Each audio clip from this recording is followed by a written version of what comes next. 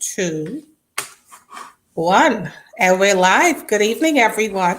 Welcome to another edition of Swerve with me. I'm Miranda Innes, and it's so good to have you here once again this week. Swerve with Me is a show for adult conversations for mature audiences only. We speak truth. We have opportunities for people to share their stories, to reveal their scars, and to be proud of the fact that they've overcome. So each week we feature somebody who I deem as an overcomer. And tonight I have decided that this is going to be the night that we talk about relationships. And who better to help with us with someone who is, oh, the list is long. First of all, she is a certified public accountant by profession. She is a minister in the Lord's Church, ordained minister. She's a prophetic preacher, teacher, intercessor. She is a purpose coach. She is an author, and she is a speaker. And she's here in that capacity tonight, not only to share her story, but as the author of the book, The Principles and Purpose of Relationships. This one is going to go deep tonight. We're going to talk relationships, all manner of relationships. And I want to say this is not an opportunity for male bashing. No, it's not an opportunity for female bashing. No, but it's an opportunity for us to explore relationships, personal and interpersonal, I might add, so that we will be able to exercise wisdom as we go into the various relationships of our lives. And so it gives me great pleasure to present and to introduce to some of my guests tonight, Sherika Brown. Welcome. It's so good to have you. Thank you so much, Miranda. It's definitely a pleasure to be with you this evening. This is going to be an experience you won't long forget. So let me give you a little background about Sherika. She was born and raised in a two-parent home, a Christian home. She did well throughout her academic life in primary school as well as junior, senior high school. She matriculated to university where she studied, I believe, accounting, and did very well, graduated with a 4.0 average, something that some of us may have dreamt of doing but never accomplished it. But she did that and more. She had a wonderful opportunity to gain an internship at Deloitte and Touche. And she accepted that. Full-time job. Full-time job. Well, she did the internship. And then after the internship, she was offered a full-time job at Deloitte and Touche in Atlanta, Georgia. She didn't accept the job. And this is where I want the story to begin. Sherika, please tell us. 21, at the beginning of what would and has been a pretty successful career, why didn't you take that opportunity to take that job? Well, Miranda, of course, we're talking about relationships tonight, and I'll backtrack to many, many years ago. Having had the opportunity in university, I'll just tell you about this opportunity that was extended to me to work in Atlanta. I shared with you when we did our pre-interview how I was in a case study competition with accounting students all across the United States, and our team won. And at the end of the competition, one of the partners at Deloitte and Touche Atlanta walked up to me and said to me, "Sherika, do you want to work in Atlanta?" So of course, I went through the process, did the interview, did the internship, and at the end of the internship, I was offered this job.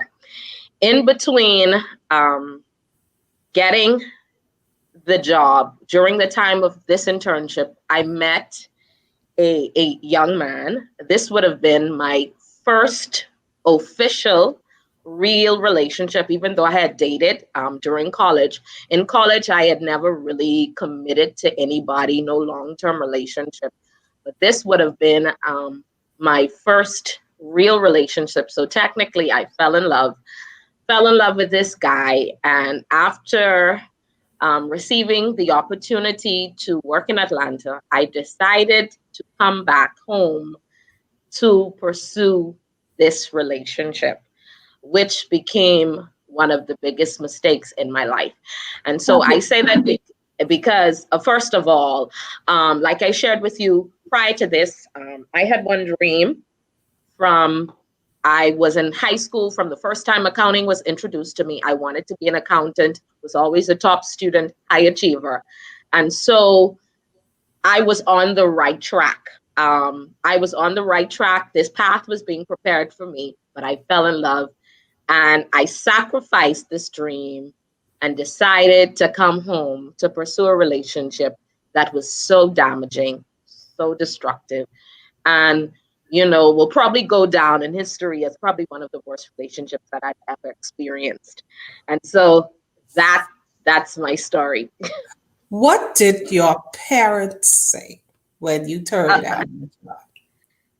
My mother first of all was extremely disappointed, and she was disappointed, even though I will be honest with you, I did end up with one of the top accounting firms here in the Bahamas, so I still ended up with a good job here. But my mother felt that I should have taken the job in Atlanta, and so she was very disappointed. She hated that relationship that I was in. She told me straight up, that is not the man that God has for you. And for the time that I was in that relationship, my relationship with her was null and void. It was rocky. It was very difficult. And even some of my friendships were affected because they saw the negative effect that the relationship had on me. When when you decided to come home and start this relationship, what how was it? Like, first of all, how long did you know this person before you decided that I was going to enter into a relationship, which I believe you thought was going to lead to marriage in any event? So how long did you know him prior to committing to being in a relationship? Well, the challenge with that is I had met him my first year going into university. I'd met him, but we never hit it off. I met him when I was about to graduate.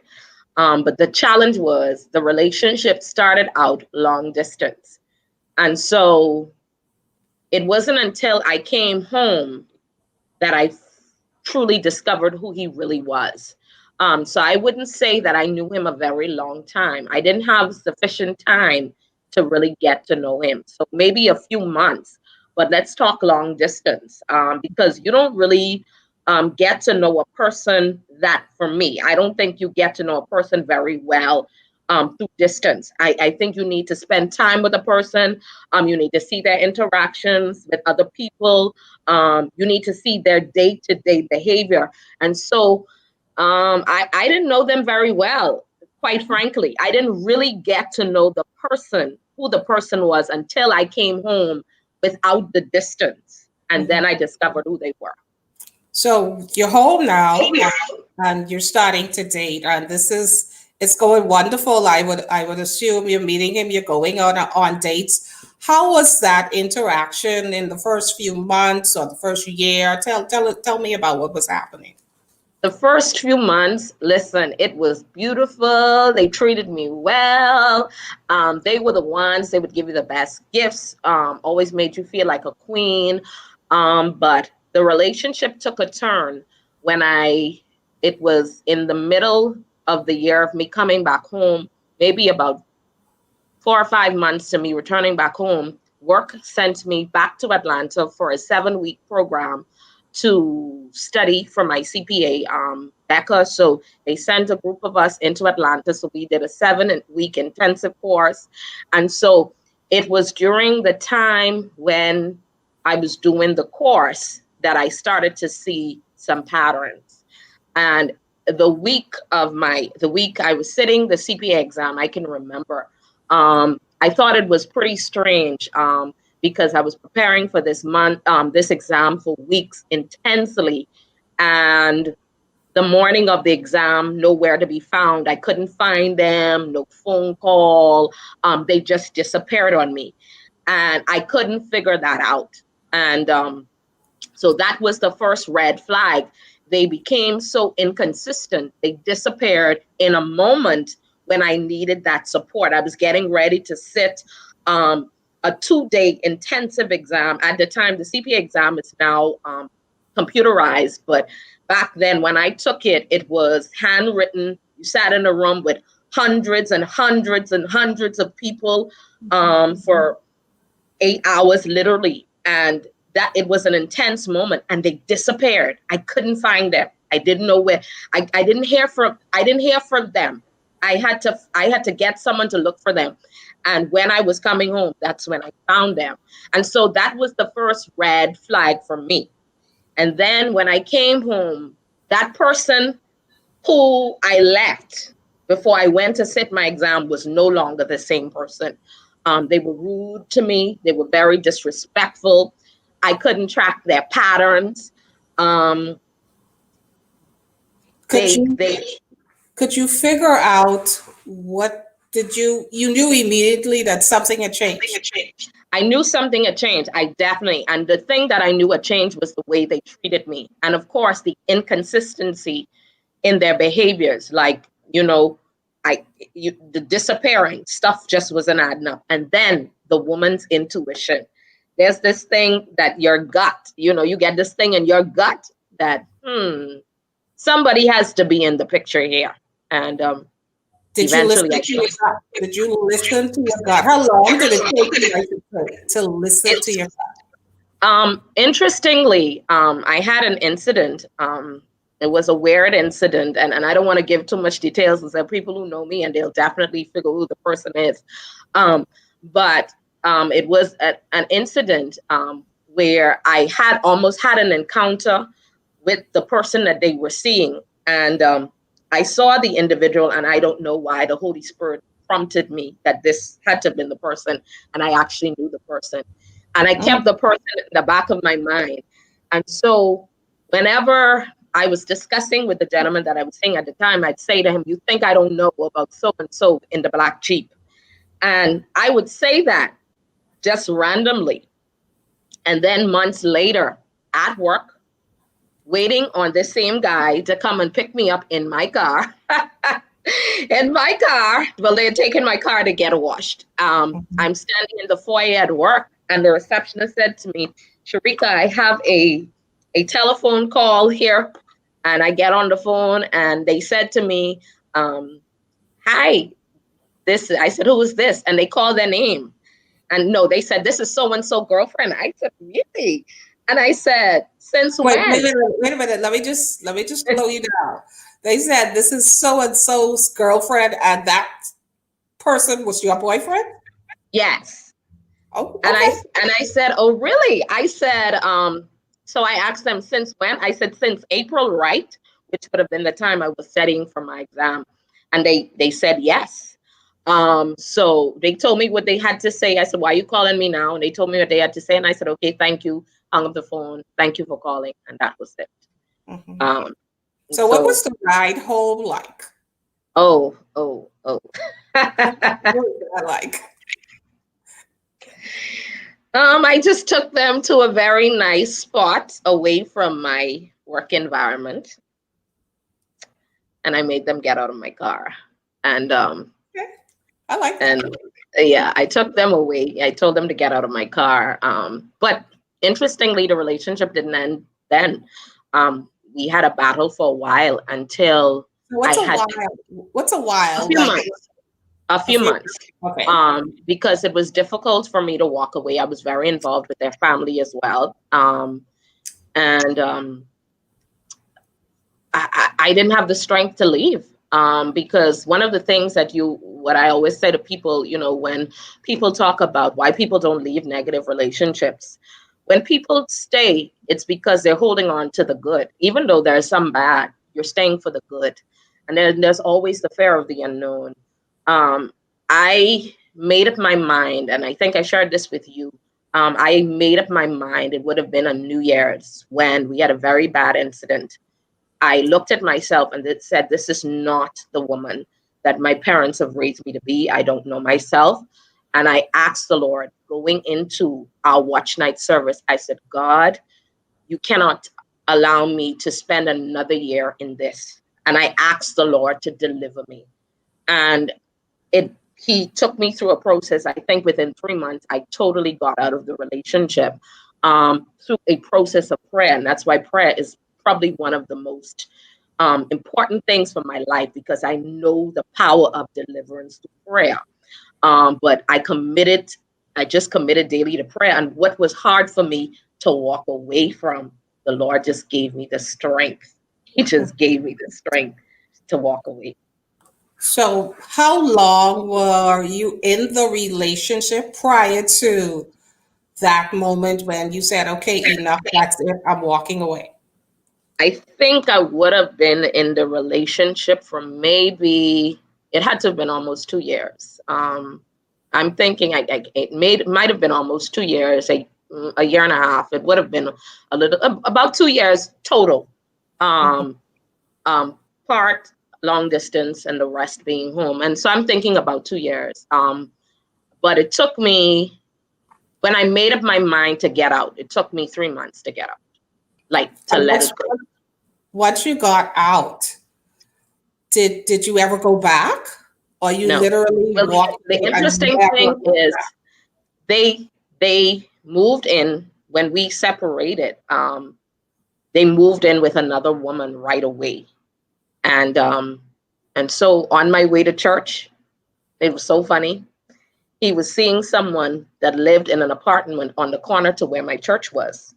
So every morning, this is how serious it was. Every time I had to go to church, his car was the car that I gave him money to pay for. Okay. Listen, it was parked in front of the house, and I just knew. And then he started planning a wedding shortly after that. And this was not the same woman he cheated on me with. This was Okay. someone else. Mhm. But it just shows that the pattern, the character of that particular person. But it was rough. It was difficult. Because listen, he was a very showboaty person.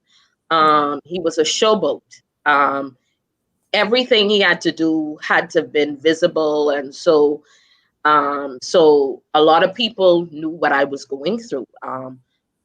He made it obvious that we were no longer together. They sent the website to someone at my work, the wedding website. They sent it to the person that sat next to me so that I could know that they were getting married. And so he was very spiteful and very, but listen, I think he's already been 3 marriages in, so I surely didn't miss anything. Did you ever get an opportunity? Did you guys ever have an opportunity to have a civil conversation and to We, find out what we did. was it, what what happened to him that he switched? We did. Many years after that, I think after the first divorce, he had reached out to me, and I was going through this phase. I'm dating, and so we invited me out to date. We went to dinner one night at Nobu, and we talked, and he told me how much he regretted how he treated me, what he did, and all these other things. And so sorry, Miranda. Child, I had to put him in his place. I had to tell that Negro I had no regrets. Listen, I told him, listen, I don't have any regrets. And he tried his hand when it came to reconciliation. We tried to do the friendship thing, but I realized that there were gonna be no boundaries because I had no interest. Um, I saw his character. I saw what he was about, and I didn't want that. That was not the kind of relationship that I wanted to commit to. And so that was me. I just realized when I looked at him, you got married, you moved into a woman shortly after our relationship, you got married, you cheated on that woman and had another child out of wedlock with that woman. Your pattern, who you were, who he was, it was so unattractive and undesirable to me. And I see him from time to time. He does a lot of excellent work. He's very popular in the country. Um, and I pray for him, but definitely doesn't have the character. I think and here's the thing, Miranda. This was one of the challenges. For me, I was a bookworm. I was a nerd per se, very studious, and so my experience with men was very, it was little, and I was naive. And so I didn't know what to look for. I didn't know how to choose. All I knew was at the beginning, he treated me so well. He bought me these nice gifts. He brought me this Tiffany necklace when I passed my CPA exam. He had this beautiful party. He brought all my friends together. He would buy me the most expensive gifts too. I got the most beautiful arrangements at Valentine's, and but when it came down to who he was, his character, who he was with women, um, he was seducing. He was very seductive, but he was not genuine.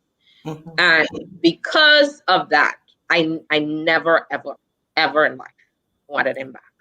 So, if you're just joining us, welcome to Swerve with me. I'm Miranda Innes. My guest tonight is Sherika Brown. She's sharing her story about the first serious relationship that she was ever in. So, let me read some of the comments here. Warren says that was a little boy. That was not. That ain't no grown man. Just like that. That was a little Wow. boy. Shawnee Wow. says lies, lies, all lies. Uh, Somebody else say good stuff. Okay. And good evening to everybody. Please share this live stream so that we can get some more people involved. So your first serious relationship, I guess about that time you were probably like what, 25 or so? The first one, I was Yeah. 21, 22, 21, 21, 22. 22, and that lasted for about 2 years. Mhm. So yeah, you're almost like what, 24 by now. And how long between that relationship did you get into a second relationship, serious Um, relationship? How many years? Between the time I would have dated, and then I would have dated men, met some good guys, and then I went through this phase where I was like, I'm sold out to God. It's all about me and Jesus, and then of course it takes me to the second one. So how um, old were you before that second relationship began? I would have been early 30s. I would have been in my early 30s, Okay, so almost a decade later.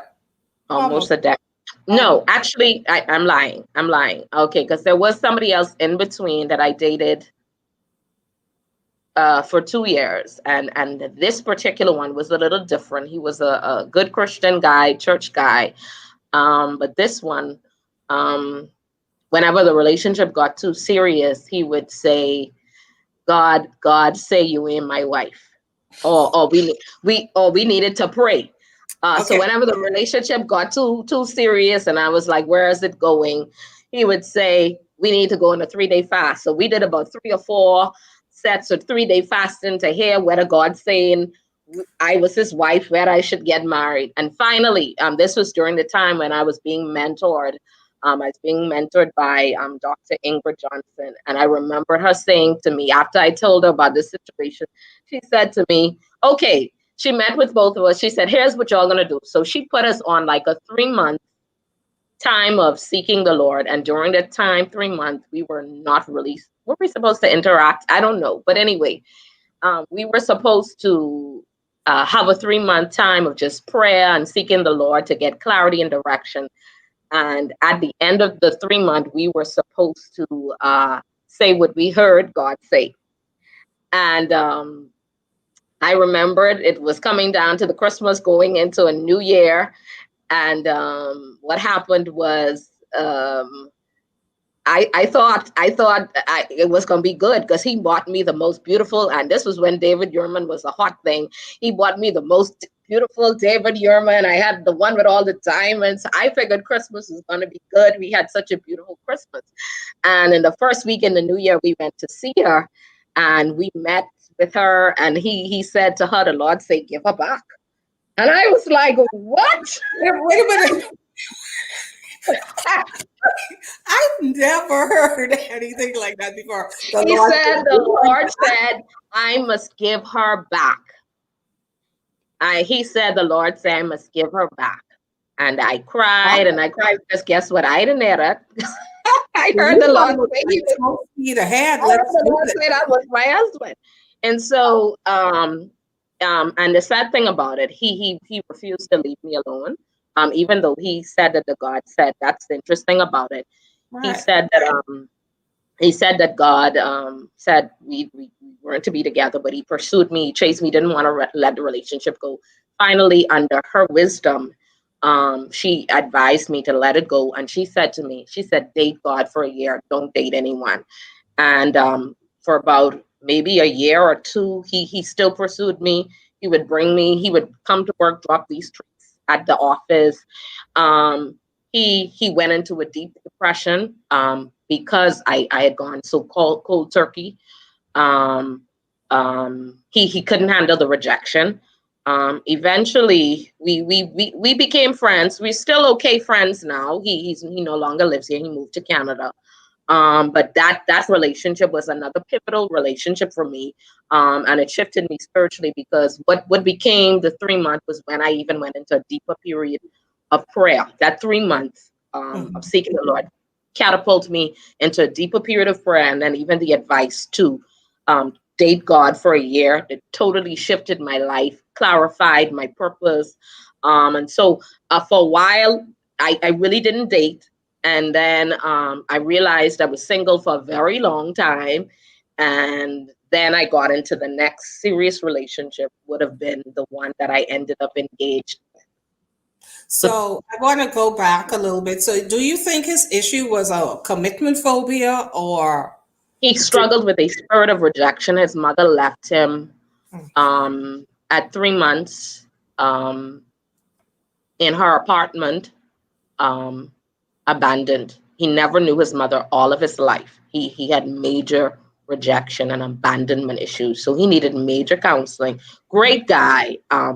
We it's funny because he would call me from Canada and we would be on the phone for hours. Beautiful friendship, but it's just that he just had some major issues that couldn't be resolved. so how these two relationships, two serious relationships for you at least, how did both of them impact you moving forward into even waiting for another relationship or another opportunity to date? How did that impact your day-to-day choices and who you should give an opportunity to even go on a date with, or whether or not you should just continue to date God?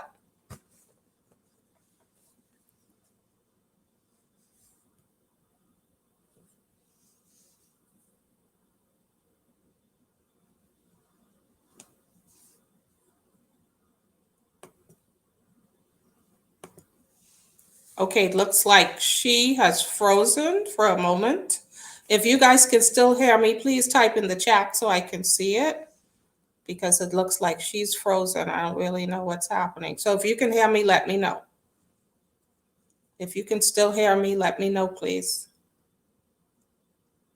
We just lost her. If you guys can hear me, let me know. So she was talking about, okay, great. She was talking about, thanks, Carolyn, Dania, I see you. Thank you so much.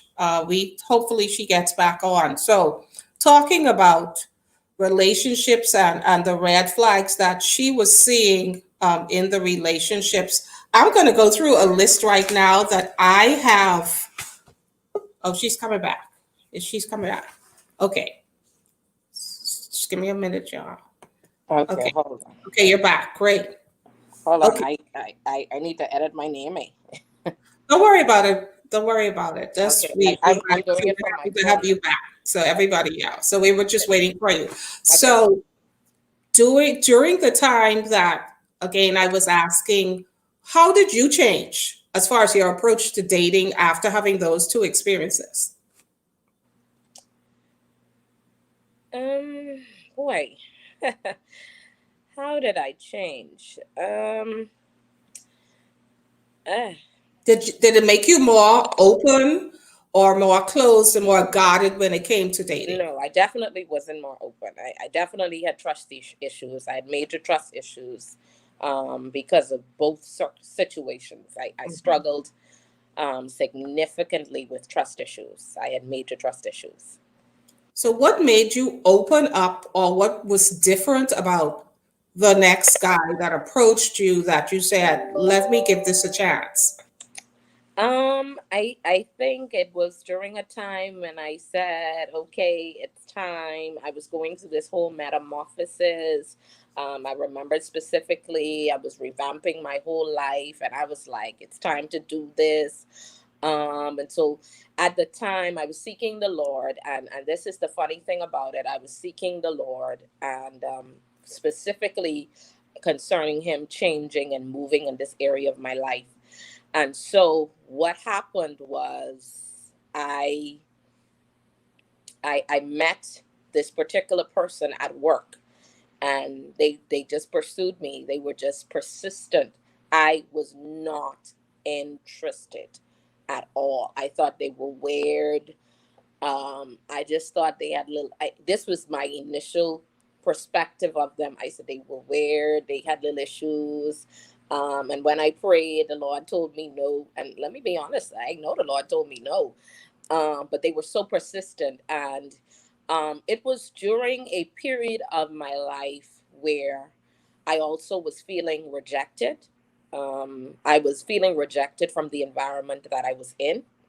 Okay. And I was feeling rejected, and not only that, I had already written this book, The Principles and Purpose of Relationships. And so it was at a point in my life where I felt I had to validate this message, because there were people who were trying to say, what gives her the credence, what qualifies her to write this book. And so I felt like I had to prove that I could be married. And so um, they were good. They started out just being a good friend, being there when I needed them.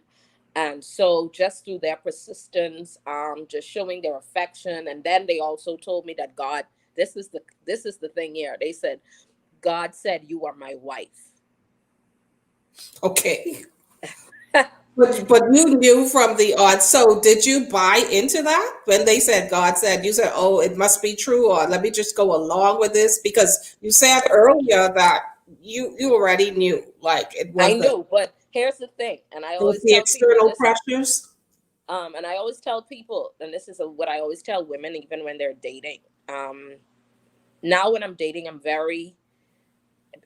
I get very prayerful at the offset before I get emotionally involved, because here's the thing: when your emotions get involved, that person, you could talk yourself out of what you heard God say.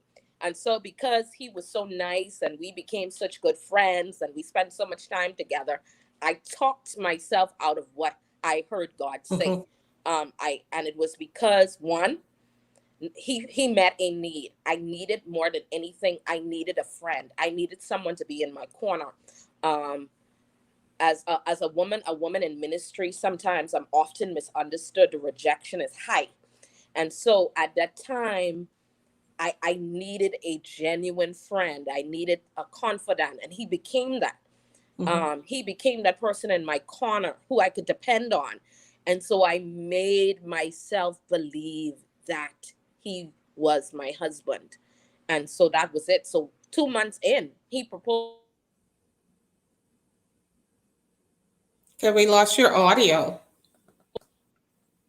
Here's the thing: Okay, go two ahead. months in, um, he proposed. So here it is. This is me wanting to be married so bad. And this man comes and he's saying, God says you're my wife. And he buys me this beautiful ring and he proposes. And I'm like, man, I've been waiting.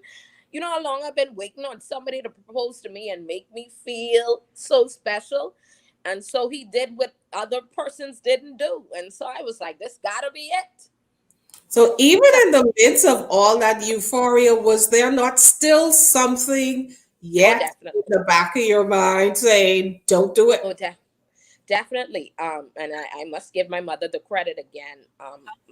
Just maybe about 3 months in, we took a trip to Exoma to my mother. And I don't know what he did, but my mother saw something, and I remembered, and I'll never tell her this. But I saw one or two things while we were on the trip that disturbed me, and I remembered I was home when I came back praying, asking. And my mother called out of the blue, and she said to me, she said, he's a nice guy, he's a gentleman, but she said, that's not the one who God has for you. So I brushed it off. I said, well, I have persons praying and I am being counseled or whatever. And so that was the first sign. And then I did see one or two character traits, one or two behaviors that was like, mm, What I, are those? Let's talk about those. What were those two traits that you put? the way they dealt with conflict, and not with just with me. They had a rage problem. I remember it in particular. We were driving on the road one time, and they just got out of the car and started shouting at the person either in the front of us or the back of us. But they had road rage. They had extreme road rage.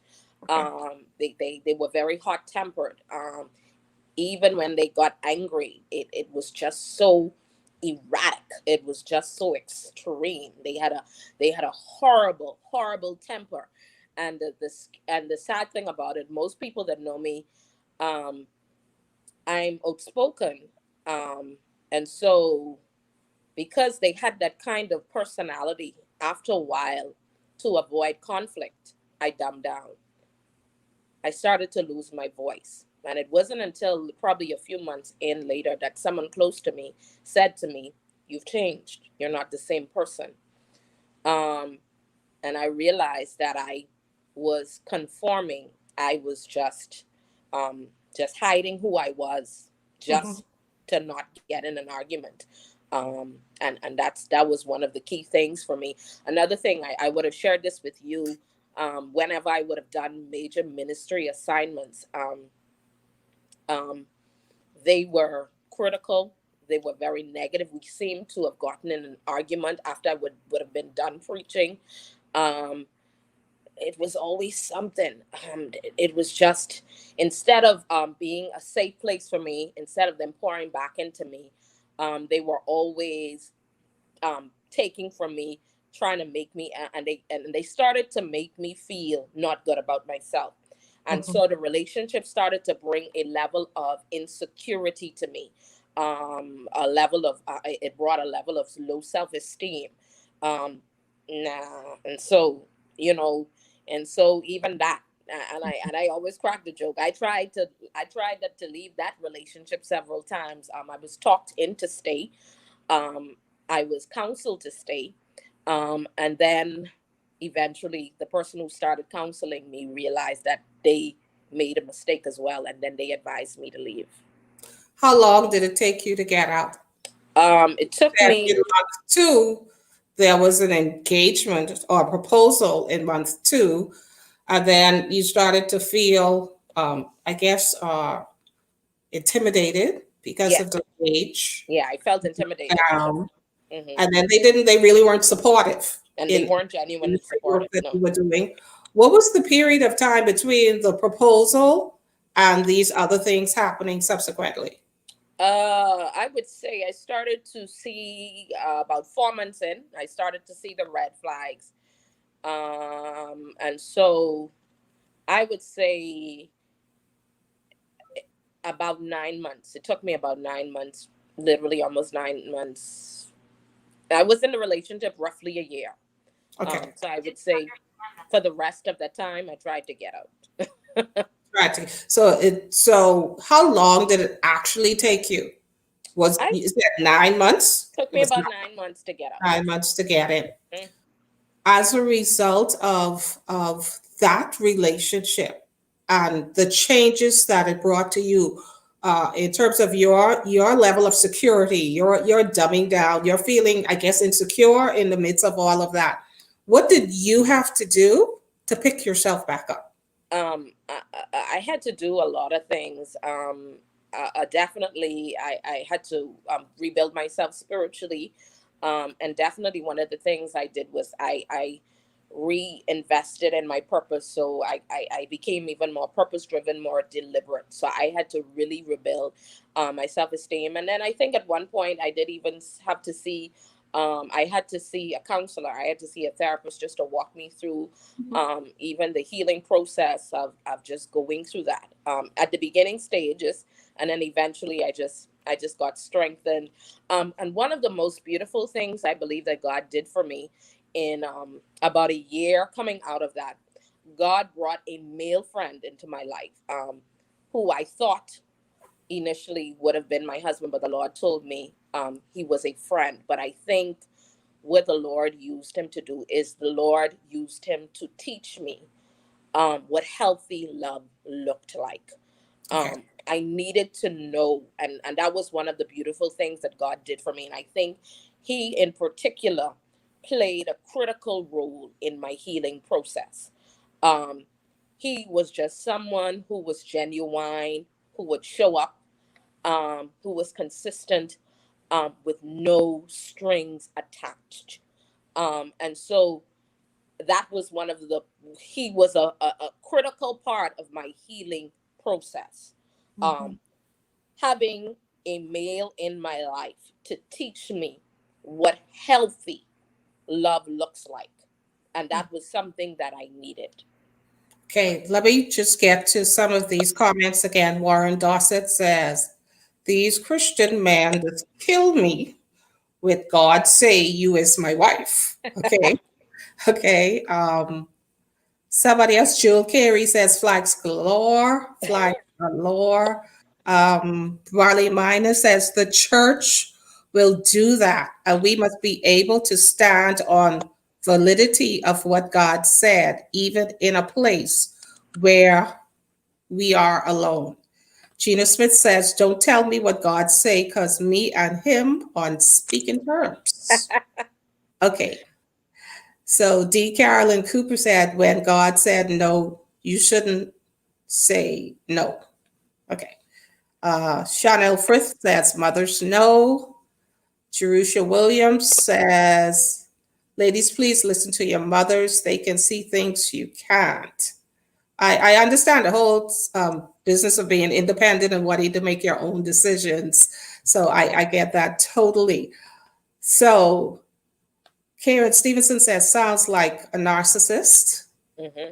Yeah, okay. And Monique Gitten says, "Wow, this is good. Thank you guys. Keep chiming in. We're going to start talking red flags in just a few. Today, I was just sitting down and I jotted down randomly seven. Sherika has 14. So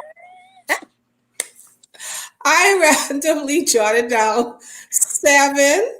So I'm going to give you my seven. I got to put my glasses on for this. Handwritten. So red flags in relationships. And by the way, I want to preface my remarks by saying these red flags are for both men and women. So again, we're not trying to bash men, need to bash women. Not I'm at bringing all. it from that perspective. And I believe some of these you need to consider not just in your personal relationships, but in your interpersonal relationships, meaning the types of business partners that you take on and any connections that you have. You have to be very, very careful. The people that, one, you align your gene pool with. That's first and foremost. The people you align your gene pool with and share DNA with, you got to be very careful for that.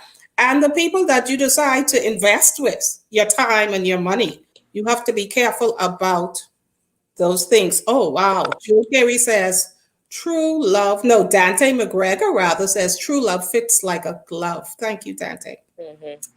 So, most of the times we get inner promptings. Most of Yeah, the time, you've said that and for sure. Most of the times we get in the inner promptings about you're not move or settled. not move. But I want to say that when we get these inner promptings, that there's something wrong with us. There's something going on with us. Seriously, I mean to the extent that we don't trust that inner prompting. And I'm not talking about Holy Spirit. That could just be intuition coming from our soul realm, our will, whatever that is. We don't trust ourselves enough Yeah, I to, agree. to believe that we could make the right decision or good decisions, and add couple that with people who you sought in essence for guidance, who's saying no, stick with it, keep Hmm. going, so those things are important. We have to be able to trust ourselves Hmm. to understand that if it don't feel right, it ain't right. That ain't right. It just ain't right. I mean, And this the Holy Spirit shows you. I realize that, he just reveals. I feel like if you get him involved, because like I would have shared to you like with how I would really culminated that engagement from ending, that brought it to an end, was like I shared with you. I started to have a gut feeling that they were being unfaithful, and the Holy Spirit woke me up one morning and said to me that they are cheating on you. And I called them. I said, "You cheating?" And they said, "No, you're insecure." They said to me, and let me tell you something. That's why, listen. Let me tell you, they called me. They called me. They called me insecure. They dropped me to work. Prayed with me. Listen, they prayed with me. Lied to me and told me I'm insecure. I'm crazy. I don't know what I'm talking about. And let me tell you something. That was a Monday morning. That was a Monday morning. I called them back after they dropped me to work. I said, "You sure you ain't cheating?" They tell me the same thing. You insecure. And must see Thursday, I shared with you, right? Sitting at home, their telephone rang. And there was this girl calling, and he started to say to them, "Why are you trying to cause problems with me and my girlfriend?" And I was like, "Who was that?" I'm like, "Let me talk to that." And of course they wouldn't let me get the phone, because I'm good with numbers. I memorized numbers. We fought for the phone, and I called the person back myself, and they told me everything. And so they exposed what he refused to be honest with. Mhm. So that's what really brought that relationship to an end, because he was a quote unquote man of God. Nobody could beat him crying more in church, being at the altar, boo-hooing. Listen. And so that's why I'm big on character, because Mhm. people do the religious thing well. They do the church thing well. Yes. And I've proven that with him. And so that was one of the thing. And so even when I ended it with that person, um, I lost faith in the man of God. After I lost faith in the man of God, that was it for me completely. So Mhm. that's what brought it to an end. Okay, so red flag number one for me, a person who's always late. Person who's just always late. Regardless to if you have a meeting, if you have a lunch date, I mean, always late. I'm not talking about running late because of the occasional meeting that they're coming from is running late. No, they're always late. Where you been? Why are you always late every time we're supposed to be meeting? Let me hear your take on that. I have to think twice because I know I just be late sometimes. Okay, But so, I so don't be you late for questionable everything. too there. Yeah, but I don't be late for everything. Um, I just believe you said someone who's always late. I believe in inconsistent time patterns. Mhm, And so mhm, like you said, if you're supposed to show up, and you always have an excuse why you don't show up. For me, it's when you're like, for me, I believe men are very predictable, and that's my observation. They're creatures of habit. You can read them well. If men are safe, if men are trustworthy, you can read them well. And so for me, um if your patterns change, if your time patterns change inconsistently, because if you call me first thing in the morning, call me lunchtime, call me evening, and then hey, you were doing that for a period of time, and then all of a sudden you disappear on these patterns. So for mhm, me, it's when you become inconsistent. So whenever I see an inconsistency in patterns, because through my observation, through the good quality men that I've dated, men are very predictable when they are honest and safe. mhm. Okay, so inconsistency, but I'm talking about the lateness. I'm really big on being on time. No, so yeah, I get the inconsistency, but I'm talking for me being tardy, late all the time is evidence of you being definitely unorganized. You Mm. don't plan well. You don't schedule well. Sometimes you overbook yourself, and that's why So they you have have a boundary meeting issues. at 5 o'clock, or you have one at 4:30 and one at 5, and you didn't give yourself enough drive time to get to the other one. So to me, they are telltale signs. You lack Boundaries. the ability to be properly organized, and you Okay. don't plan. You don't schedule properly. Another thing is, if you can't depend on someone to show up when they say they would, me, Mm. that immediately suggests we're gonna have some problems with trust issues, because then I can't believe what you're saying if you're not able to show up when you say you're going to show up. So You don't keep your yeah, word. that's a little different from the inconsistency. These are the patterns when I see when people who are consistently late, you unorganized, you don't schedule well, and you open up the door for somebody to question whether or not they should trust you I because you're agree. not doing what you say you're going to do. So for me, number two is someone who always broke. I'm not talking. And I love because one of the things I recognize is we go through seasons, and there are some seasons that people are challenged financially, all that stuff. That's not what I'm talking about.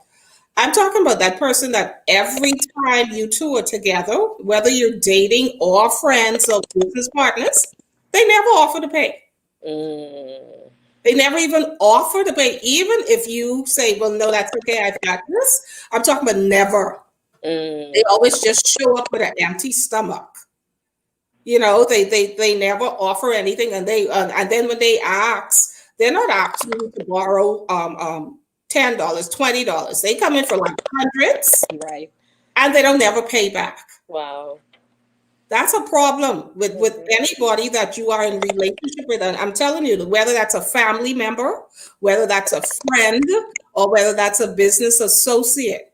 Yeah, and persons like that are usually takers. Persons like Exactly. and I find like there are men out there, they see women who are progressive and successful, and not everyone is like that. I've proven there's some men who are not, but I found that there's some men, if they see you progressive, they see you as an opportunity. And so I always tell people, child, I tell women all the time, um, when I dirt in certain men, I ain't got it. The money may be sitting right in my wallet, but I'm gonna make you pay. Hmm. I'm Hmm. gonna make you pay for some things. That's what I had to learn. Because some men out there will use you. They would feel like, because and I've had persons say, "Well, you ain't got no job," and I don't care. I have my money assigned to responsibilities, so my money ain't for you. Exactly. Um, so for me, if a person is always relying on you all of the time to carry the financial weight, and Yes. they don't want to um, step up sometimes, that's a huge red flag for me, because I believe relationships are supposed to be reciprocal, you know? And like Absolutely. you say, there are times when people can do it, and I'm not talking about when you can do it, because Right. all of us go through had hard seasons. I've had my hard seasons as well, you Yeah. know. But my thing is, there are people who will take from you financially, but when it's time, when you need them, and I'm not talking about money, I'm talking about when you Mhm. need them in your corner, they're nowhere to be found. Okay. So I was just reading a little bit more comments. Charlene Rose said of one of the guys you were talking about, he's crazy. Um, okay, I saw that one. Ladies, listen to your mothers. Sweet Seymour said that thing called woman intuition, that's real. It turns your belly. You're right. Yes, It yes, turns your belly. Okay, so Brenda Brown says if the person is extra protective when it comes to their phone, that's a red flag. You oh mentioned that. yes, You definitely. definitely mentioned that. Warren said he was supposed to be talking about having a wife if he broke. Get your life together, sir. Yes, Warren, I agree 200%. Okay, Sweet Seymour says some of these men looking for women to take care of them, Yeah, I agree. especially if you are an independent woman. Next, that's what she says. Okay, so what else? Yeah, so Act Neil. Hey, Neil, good to see you. Oops, I didn't mean to do that. But he said, just people are people too. Listen to them when they give you hints, Miranda. Okay, hints, I guess is what you mean. Trust me, I am very much aware and keen. Okay, let's go on. We talked about the person who is broke. They sap your energy. Yeah. They really sap your energy, and they're the kind of people where when the phone rings and you see their name, Right. I mean, and I'm sorry, it might be a life or death situation, but because they always needy and they always ask you for something, you don't even want to pick up the phone. I mean, Mm-hmm. and that's just real, even though it may be unfair. So Deontay McGregor says, know your value. Love the skin you're in, but most of all, be happy with yourself. Let everyone else be a benefit, not a priority. Definitely. Amen to that. Shana Fritz says character is key. Yolanda Rose says trust your instincts, my sisters. Okay, so for me, next red flag. Okay, we talked about intuition, so I'm not going to say that one. This one is for the ladies, of course. If he doesn't get along with his mother, Right. his siblings, anyone in his family, that's a problem. Mm-hmm. That is a problem. Why? Or the person who thinks everybody always against them. Mm-hmm. Why everybody always against you? Why do you have that twisted mindset that everybody is always against you? Now, people are brought up in different family structures. Some people were raised with their mothers, so that may cause a strain on a relationship. But I say, watch carefully how he speaks about his mother, even if they are estranged. Watch Mm-hmm. carefully what he says about his sister, what he says about his brothers, even if they are estranged. There's a level of respect that I believe should be carried across the board when it comes to your family members, even if Mm-hmm. you begin to share Mm-hmm. personal incidents about them or whatever. The thing is, the way he speaks, that's a red flag. The Mm-hmm. way she speaks, Right. that's a red flag. Go ahead. What you say about that? No, definitely, and I pay attention to, because I find that typically that men who have good relationships with their mothers, or even their sisters, or who treat their mothers well, typically, this is my observation, they typically treat you well. So I pay attention to how do they treat the women in their life, and not only that, how do they treat people, period. I remember I was on a date with a guy one time, and I did not like the way he spoke to the waitress. And the Holy Spirit said to me, pay attention to that. Um, and then later on, I recognized that they were very, very, very, very demeaning. The Mhm, way, and so, you know, you pay I pay attention to how men treat people, period. mhm. Not just your family is definitely a clue, but how do you treat other people? Like, how, I Right. mean, you can tell a person's character by how they just treat people in general. And so there was not a reason for him in particular to be rude to that waitress, Mhm. but he was rude and demeaning, um very demeaning. And I saw that in that particular person later on.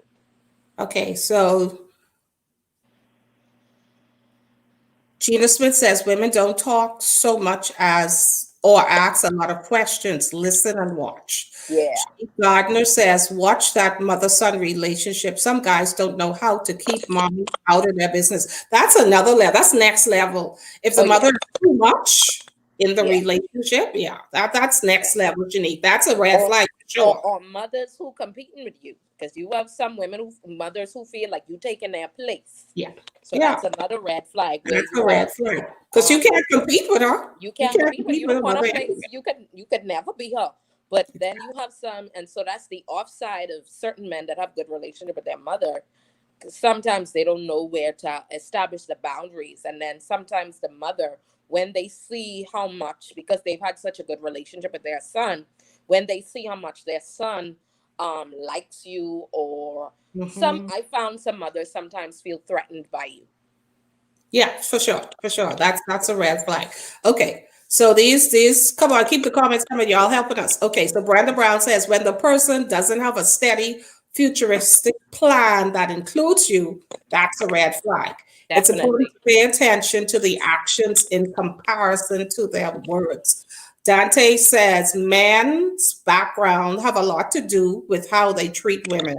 Always Definitely. do a background check, 100%, bro, right down to fingerprints if necessary.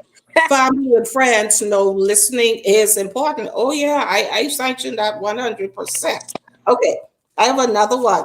This one is for men towards women because all of this ain't about men. Women who have daddy issues, women who have daddy issues, if your father wasn't in your life, or even if he is in your life, but you're trying to constantly compare the man that you're dating to your father, I'm going to say the same thing. He's not your father. Mm, No. And so just because your dad did all of these things for you, which is I say that's the marker That's Right. that's what you should be looking for, but you can't put that burden on him to do all the things for you that your father did. That's unfair. So that's a red flag. Women with daddy issues who expect the man to do everything.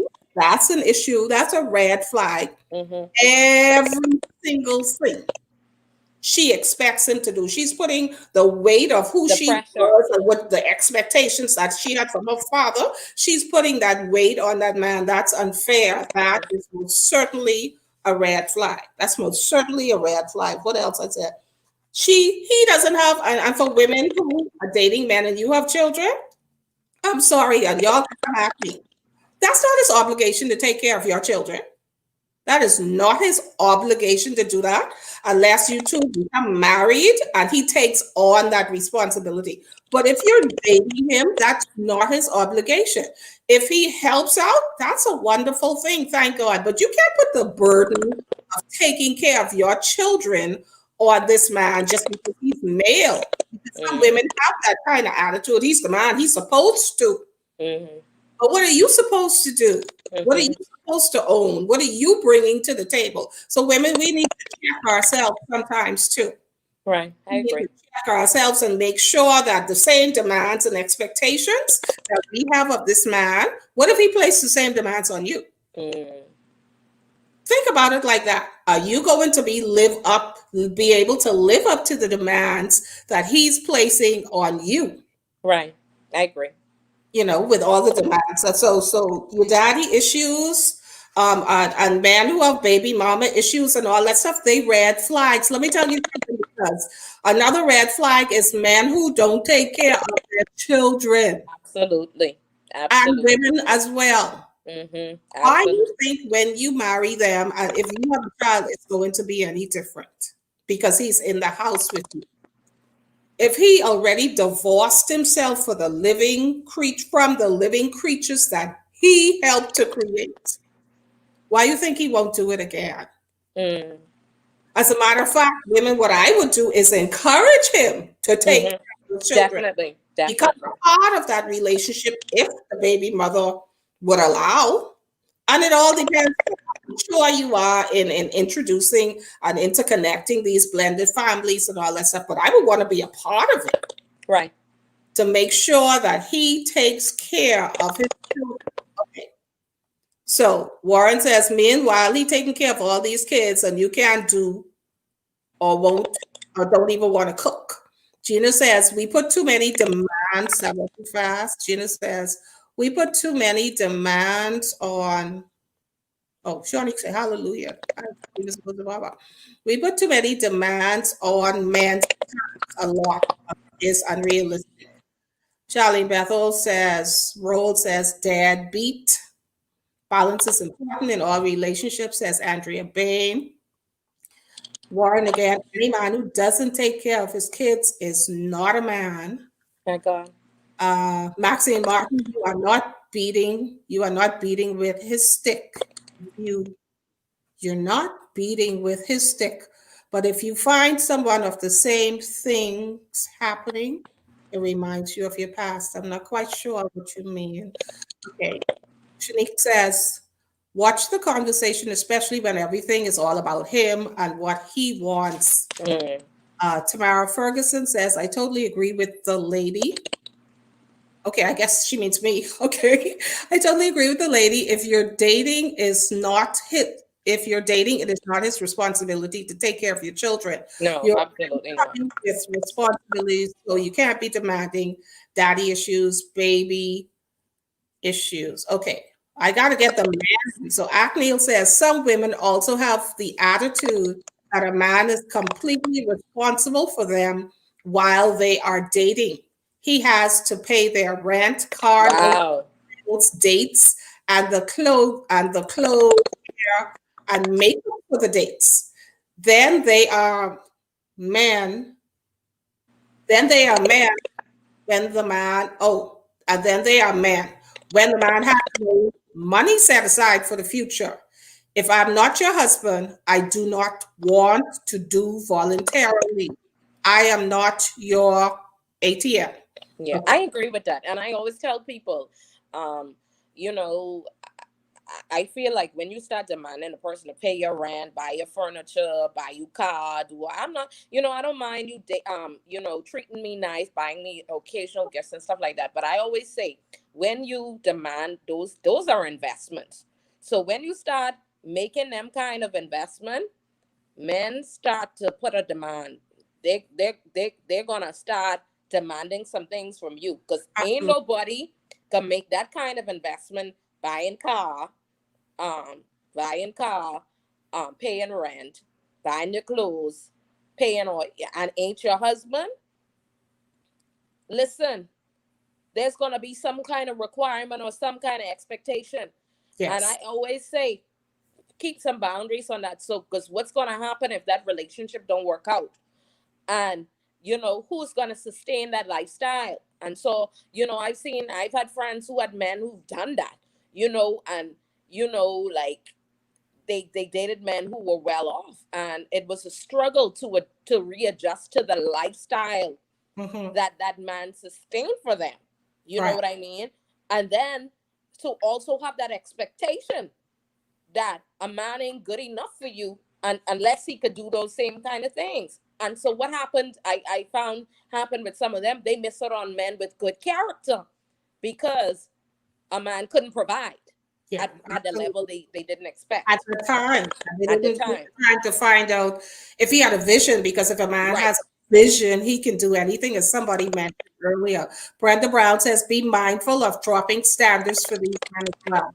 A woman with standards, a man must respect a woman with standards, and not to break them to please himself."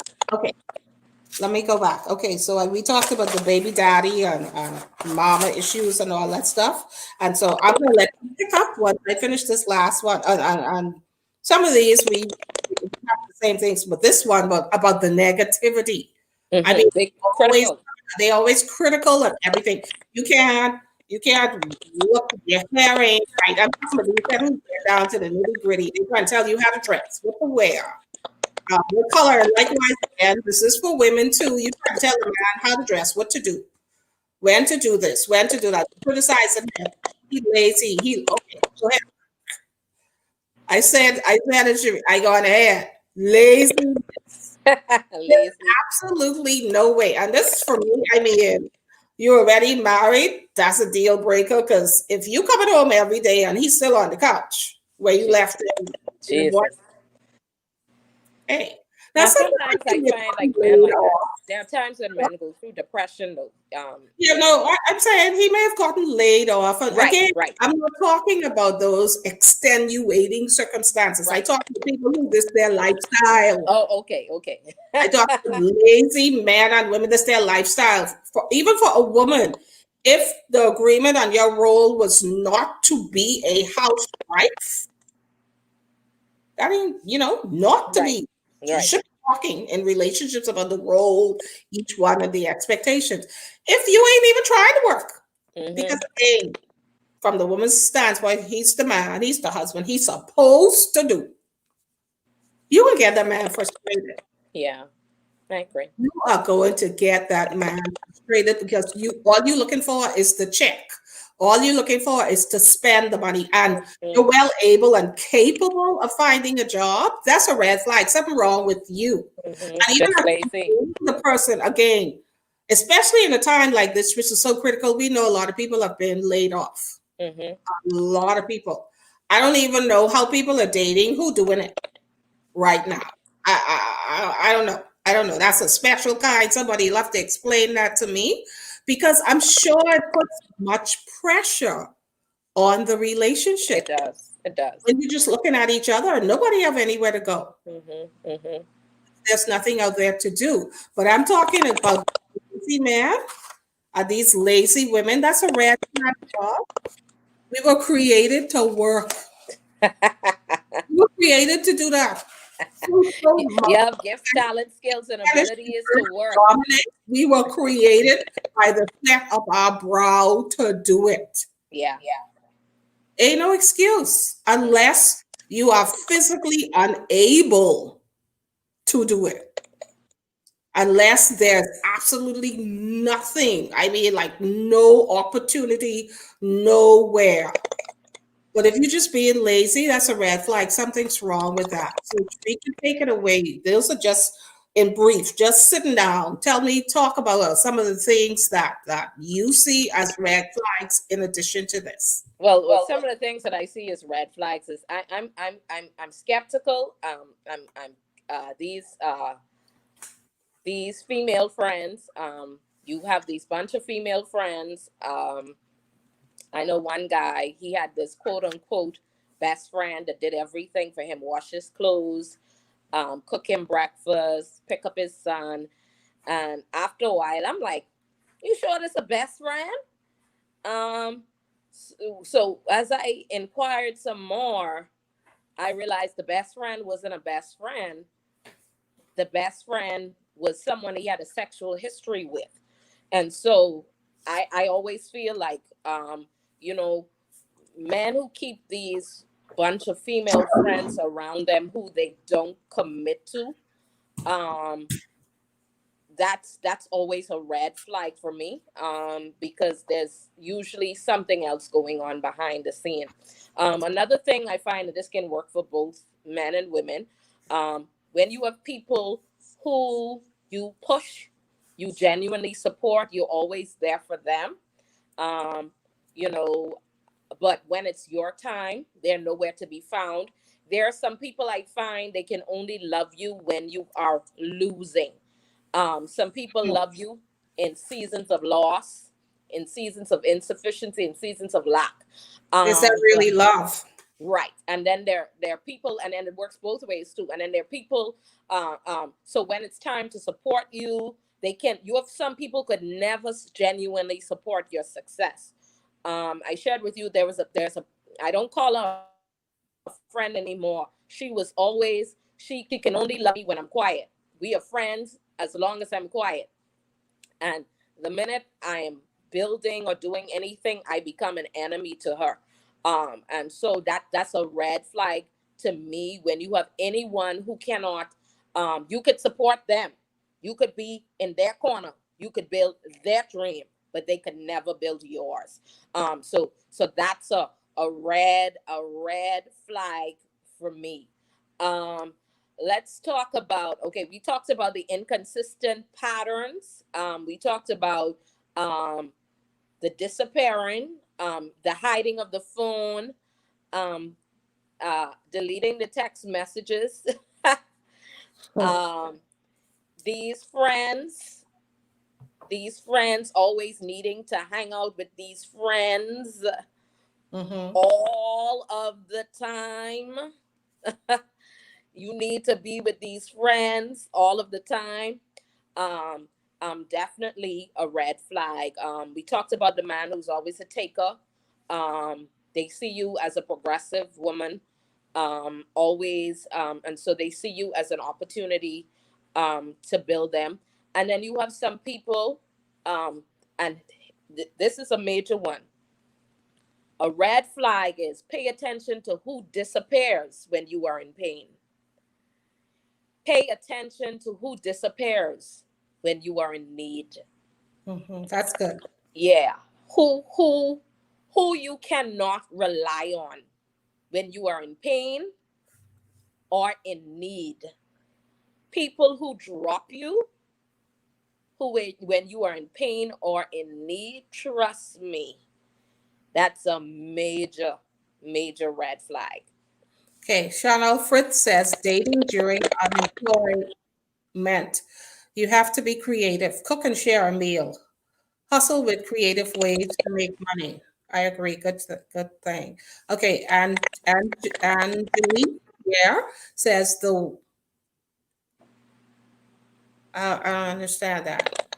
Um, yeah, I don't understand. I'm gonna have to skip that. Okay. Plenty people. Who says this? Kenny says plenty people around here like that. I'm not sure what they exactly um referring to. Oh, okay. Angela says the man don't care. Once he loves you, he will take care of the kids. Okay, I wasn't talking about whether or not he takes care of kids. I'm saying it's not his responsibility. If And he if he does, he takes does, care of but it's them, not, that's a you shouldn't blessing. demand it. Yeah, that's what I'm talking about. Um, Brenda Brown says, I guess adjustments are important. Sharon Hanna says a red sign is locked cell phones. Locked cell phones. Neil says red flag. Someone who waits to have an important conversation on row day can never have a meaningful conversation until they are angry or can never be honest without venom. Yeah, Mm. so true. Those are the kinds of people that are dangerous, in my opinion, because they necessarily will heap up stuff against you. They stockpile. If they just watch it. And men beware when And women they stop could be talking. erratic too. Listen, beware when women stop talking. I'm telling you, man, beware because she is stockpiling information. Hmm. She is. I can be honest with you. She just observing and she waiting for row day, just like Neil say. You will find out things and learn things that she knew for a long time, but she never said anything about it. I think another red flag is, I think relationships should bring a level of security and safety.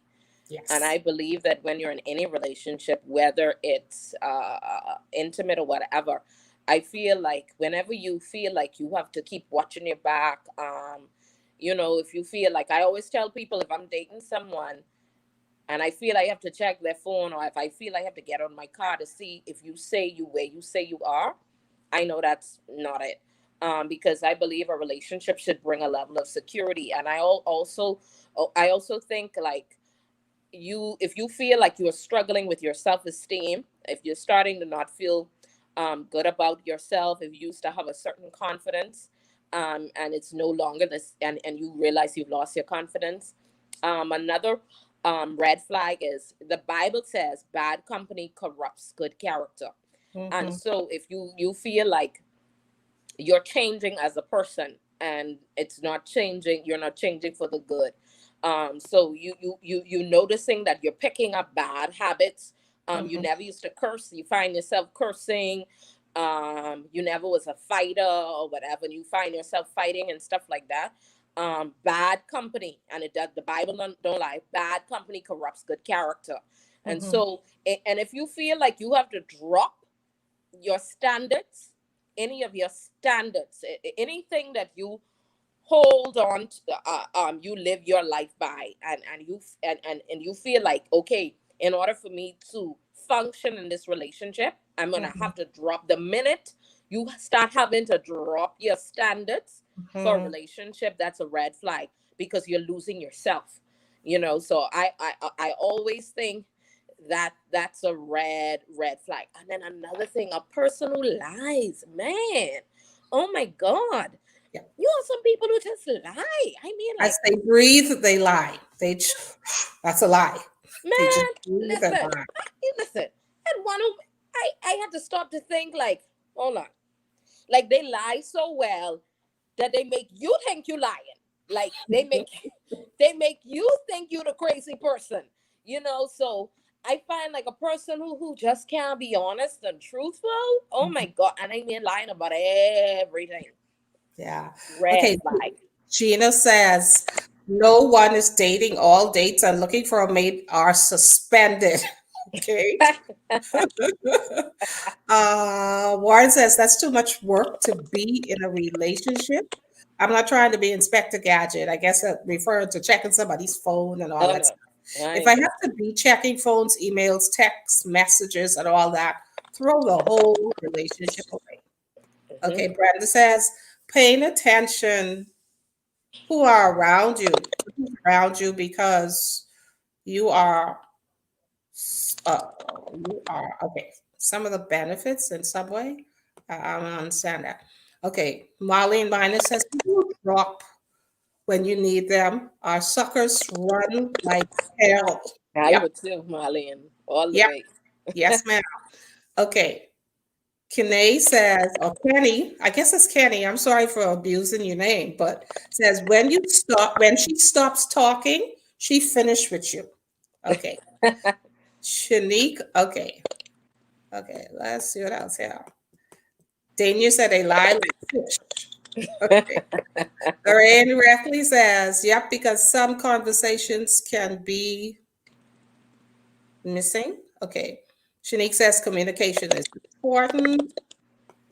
Ellen says, oh, hey, Ellen, good to see you. It's my girl from Florida. That's a no, no, not my standard. Yeah. Listen here, whenever you have to compromise your core values for anybody.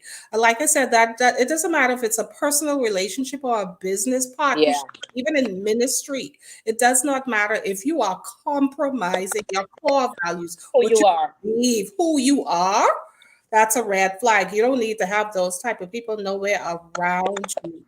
Shanique says men must remember that a woman leaves you mentally before First, physically. I think that's going to definitely. be the same set of men as well. Yeah. That's the same set of men as well. They Yeah. separate themselves emotionally. That's it. Yeah. I think we all do that. So Yeah. yeah, the same thing can happen. Okay. Oh, Gina Smith says to lying, Jesus, let's not talk about our second language. Lie is now a language for some people indeed. So red flags, man. Come on, y'all. Post some more things what you see as red flags. Because one of the things I know, Sherika, I love to have these conversations on Sunday nights with people talking about different topics because these are the things that people don't talk about normally in the church world per se. And Mm-hmm. I've been on a mission this year, on a mandate in particular, to move people away from churchianity to Christianity. Mm-hmm. So people can really be Christians because they can be known because of their love, because of the truth that they speak. They're not lying with every breath they take. They're being honest. And even though we have to walk around with physical masks nowadays, we've been walking around with spiritual masks For a long time. for a long, long time. Mm-hmm. Walking, hiding behind the shadow of what we think people, what we want people to perceive us to look like. We've been hiding behind masks for so very long. And these conversations are designed to talk to people like you and anybody who's overcome. And by the way, I want to say to those of you out there, if you want to share your story, no matter what it is, if you know somebody who's in a position of maturity, and that's why I say these are adult conversations for Mm-hmm. mature audiences only. Everybody can't take it. And I Mm-hmm. realize that. But for the people who are willing to say, hey, yes, look at me, I made these mistakes. This is what happened. And this is what I did to get through it, or this is how I'm pressing my way through it. Those are the people that I want to talk to on this platform. And that's Mm-hmm. why I created it. So Lorraine Rackley says, come in anytime, always just come from work or meeting. Oh, okay. So every time he show up, yeah, yeah, he late. He's late, right? Yeah. He Yeah. just come from a meeting, or he just Yeah. come away because he's Yeah. working all the Yeah. time. Yeah. Yeah. Yeah. Yeah. Yeah, Like one said to me, oh, I have a meeting after work. Where's the meeting? I don't know. What time is the meeting? I don't know. Like, wait. What meeting you going to? What meeting you going to that you don't know where the meeting is, and nor you could tell me what time the meeting or what time the meeting is going to an end. No, like they just say you take me for the conk, you yeah, know? yeah, yeah, yeah, Yeah, yeah, I yeah. skunk, you For real. know? No. Yeah. So Acneal says when someone is hypercritical, yeah, we talked about that. They are erosive and corrosive. And Beware. also very self-righteous. You have some people, like I said to someone, I was having a conversation with someone earlier. I said to them, you offended me by an action you did. And then they told me, no, that's not what I did. And I said to them, you do not have a right to tell me how I experience you. If I experience you a certain way, the mature thing is to say, I didn't intend it that way. I apologize. Absolutely. And you have some people who are very self-righteous, that they are never wrong. Yes. So I think people who are never wrong can never apologize, can never say they're sorry, can never admit their mistakes. but they are always very critical of you. But when you give them back criticism, Mm-hmm. they are always in the right. Yeah. That's a red flag. Because let me tell you what's going to happen. When they confront you, you make the decision to change and address your issues, but that person never addresses their issues. So that person will never change. They will That shows always a be who lack of they are. growth. Yeah, they That will shows a always be lack of growth stunted. and Yeah, maturity. yeah. My bishop often says that anything connected to God is constantly Be growing. growing. And anything that's constantly growing is constantly changing. So when you can't admit your faults and things are wrong, yeah, you're just not growing. And if you're a person who's constantly evolving and growing, then you know that's not a relationship that you need to be in. Okay, so some people, Agnes says, some people only rise by causing others to fall. Yeah. These are toxic people to have as friends or lovers. Agreed, 100%. Yeah. Brenda Brown, red flag for me is someone that values friends over family. Mm, Yeah, that's an issue. There has to be a balance. mm-hmm. Someone says, Kenny says no accountability. Andrea says dishonesty is a no no for her. Dante says, I don't ask questions, I watch. Marlene says the person is unapologetic Mm-hmm. and says they can never say sorry, right? Mm. Um, red flag one says someone who has to win an argument. Yeah, All the time. yeah, they just have to win. Acne says, I think for relationships is to start off honest. Yeah. What are your strengths? What are your weaknesses? You don't have to start with details, but start with honesty. Absolutely. That's the basis of everything. Uh, yeah.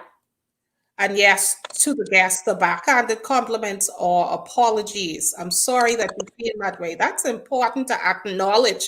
Yeah, listen, a pet peeve of mine is people who devalue you. They Who? devalue you by telling you how you should feel. Yeah. Yeah. You know, that's devaluing you, Yeah. and you should never Yeah. allow anybody to do Yeah. that with you. They don't have the No, authority you don't. You to don't. You do don't. that. You Yeah. cannot tell me how I should feel or Right. how I am feeling in a particular situation. Right. Right. No, it You don't don't have work a like right to that. do that. That's Shonik a says, that's a jealous very men, those oh who only, okay, yeah, we could talk about that all night. oh Jealous Jesus. men, those who only want to keep you to themselves. That's insecurity at the highest Mm-hmm. level. When Mm-hmm. they are Jealous not, and that's how controlling. manipulation and control, and there's so many other things attached to someone who only wants you around them 24/7. And that's not even the jealousy where they just jealous because of who you are and what you do. That's a different type of Oh jealousy. yeah, because you are some who just jealous of your achievements and your accomplishments. And sad to say, there's some who just want to be you. Yeah, yeah, yeah, yeah. So Shanique says, someone who always criticizes you is not for you. Gina says, some people think because of their status and who they are never wrong. Okay. Mm-hmm. Tamara says, when everything wrong with you with everybody else. Oh, okay. Yeah, yeah. Everything wrong with everybody else, and there's nothing But wrong you, with them. Yeah, right, yeah. right They're with you. always the victim. I get it. Yeah, you're right, Tamara. Okay.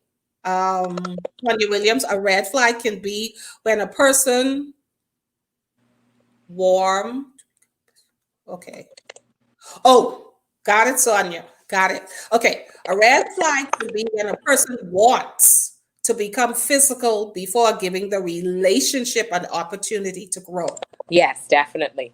Yeah, Yeah, that's strong. too That's early at the beginning. Too early.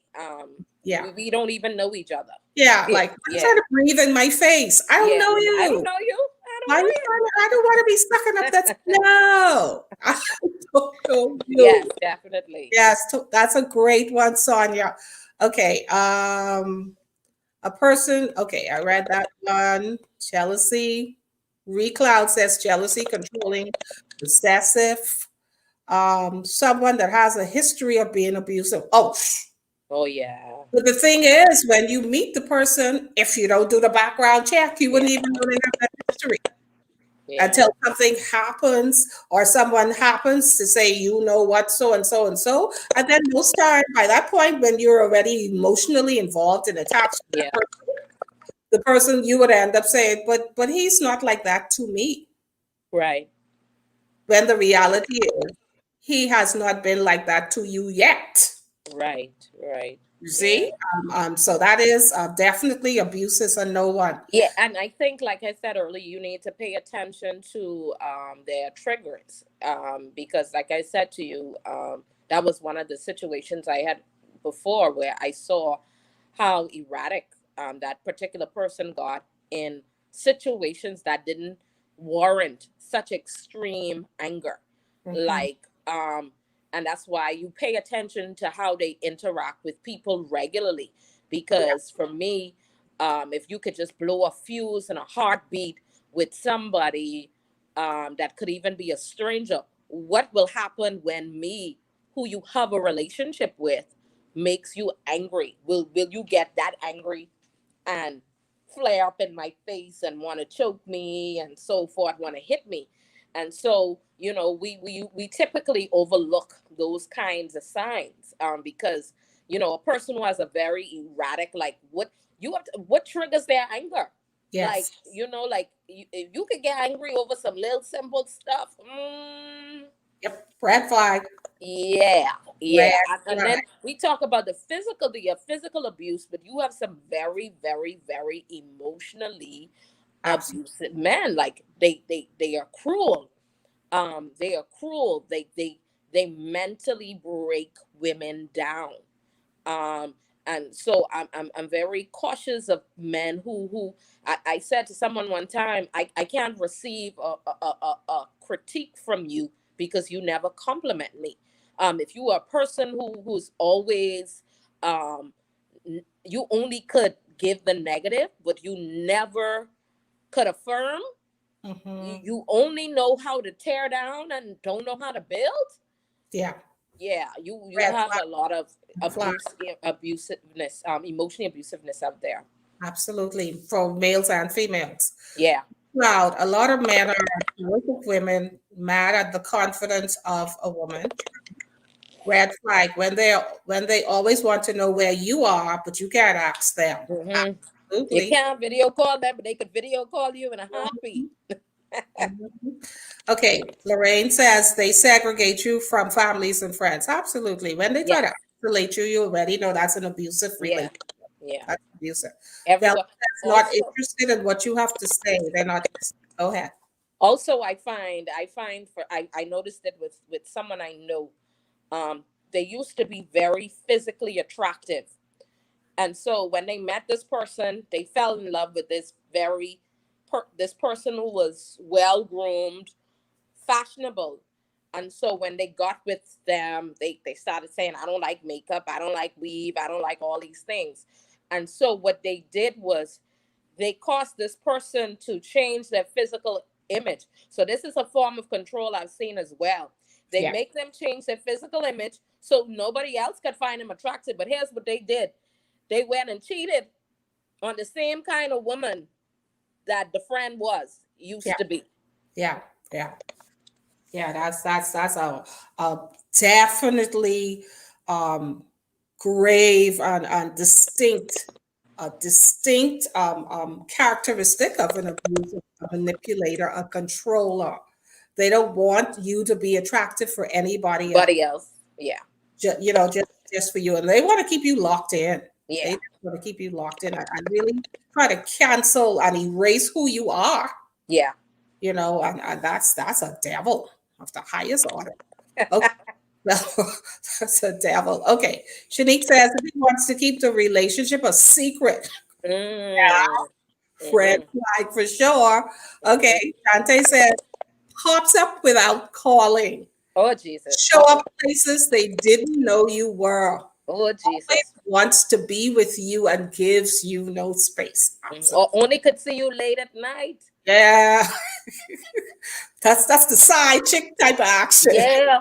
You only could call and see them late at night. Oh Jesus. Yeah. You already know you're a side chick, y'all. You just try to let you know.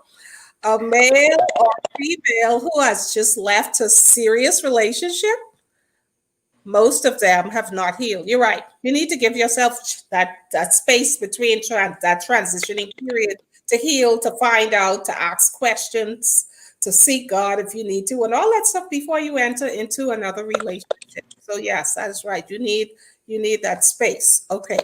Remember how they flirted with you while they were in a relationship. Okay, and I guess that stops. So if all the playfulness and the flirting and all that stuff kind of stops, red flag. Okay, another red flag Gina says is when they tell you their every move and then it stops. Yeah. Yes, yes, Mhm. yes, yes, yes, yes, Okay, yes. Doctor said that's a booty call if they only will call you at certain hours of the night. You can't call them, or they can only come by on certain days. Yeah. Oh, yes. Yeah, Yes. they can Yes. only come by on certain days. Well, this has been such a rich and engaging. Oh my, tomorrow. Tell them, Sherika Miranda, manipulation at its best. Not changing. Oh, that's controlling behavior. This has been such a rich conversation tonight. And I really do hope we're at the end of the conversation and they still coming. Okay. If you don't heal, you bleed on the next person. Agreed, Shanique. Agreed, 100%. Our goal tonight was to expose people and to get people thinking about relationships that they enter in, whether they be personal or interpersonal. And while we've not covered all the ground, I really hope and pray that we've said enough to get you thinking. If you are in that particular situation yourself where you're questioning your own intuition, or where people are saying the same things to you consistently, but in your heart, you don't want to believe them, but you really know it's true, Mm-hmm. you need to rethink that relationship that you're about to get into, or one that you're in now. Really need to be devising a plan. How can I get out of this? Nobody has the right to make you feel small, Right. value you, Mm-hmm. to back Insecure. you in the corner, to make you feel insecure. Nobody has the right to make you change who you are to suit them. Mm-hmm. Nobody has the right to do that. Absolutely not. Marlene says the person who feels entitled and the person who will not celebrate your accomplishments. Yeah, we said that before. So I want to thank all of you for tuning in tonight, and I'm going to leave some parting words. Sharika, what do you want to say to wrap up all of what we have been discussing tonight? I want to say, we talked about the red flags, and of course, we know. I want to say that, of course, relationships are indeed a gift from God, and that's one of the things that I've discovered. That one of the ways that God extends His love, and one of the ways that God delivers things to us, it's through relationships, and so it's so important that we are able to discern the difference between those who represent Him and those who don't. Mike Murdoch says that when God wants to bless you, He puts a relationship into your life, and when Satan wants to destroy you, He puts a person close to you. And so, just as God has a plan for relationships, the devil has a plan for relationships. And so, one of the things I want to say to those who are listening in is discernment is key. Um, so much of our life rises and falls on relationships, who we come into covenant with, and so we need to be mindful of it. Like, our entire life is affected by relationships. And so I want to say, while we talked about the negative things, I want to also emphasize the good things. And so when we're looking for quality relationships, who we should invest into, we should look for people who represent the image and likeness of God. One of the first things that God gave man, Adam and Eve, in Genesis 1:27 and 28, He gave man and woman His image. He gave them His likeness. And so when you're looking for the right people, one of the things that you want to look for is those who you could see the same characteristics and traits of God in. And so we talked about inconsistency and unfaithfulness and all that stuff. But one of the things we can definitely say about God is we serve a God that can be trusted. God Mhm. is trustworthy. And one of the reasons we trust God is because of his character. And so I want to emphasize to, especially to women, even when it comes to dating or even any type of relationship, that pay attention to character. We love to look at status. We love to look at money. We love to look at beauty and those things. But character, I've discovered that character, it will determine the success of relationship. And so you have to pay attention to whether they are faithful, whether they are a person of integrity, whether they are a person who can keep their word, whether they are dependable, whether they are forgiving, whether they are loving. At the end of the day, if you don't know God well enough, and this is one of the things that I've had to learn, if you don't know God well enough, you cannot identify who represents him to you. And so, if you are going to choose relationships the right way, you have to know what God is like, and you have to know how what God is like to you. And so as a woman, I know how God feels about me. I know how God treats me. And so there comes a time now where I don't, if you say something to me I don't like, I'm going to confront you about it. I mean, I'm not going to be disrespectful. But I know how the Lord feels about me. I know how valuable I am to him. And because I know how valuable I am to him, I make sure the relationships that I'm in, they put the same value on me that he puts on me. And so I want to encourage you more than anything. Know what God's character is like so you could identify his character in people. Every relationship that you will succeed in, it will succeed because of the character, how well they are able to be like God to you. And so that's one of the closing words, one of the things I want to say to you as I go. Thank you so much, Sherika. It's certainly been a pleasure hanging out with you tonight. And to all of you who have participated so richly, I appreciate you. Join me again next Sunday night, 8 o'clock. I'm here every Sunday night speaking with people who have overcome challenges. They're not afraid to share their scars and to speak their truth. This is Miranda Innes. This is Swerve with me, adult conversations for mature audiences only. Thank you so much. Have a wonderful night, and I'll see you guys again next week. Bye bye. Bye.